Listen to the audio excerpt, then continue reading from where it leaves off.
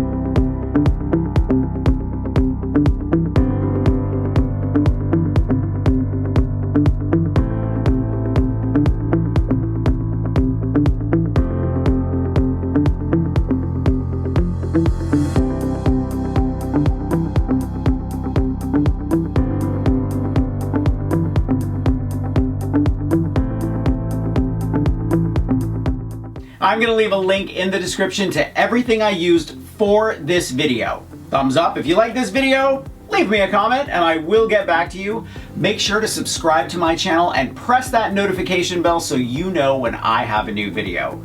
Grab a copy of the Big Ass Book of Crafts and I will see you next week. Bye.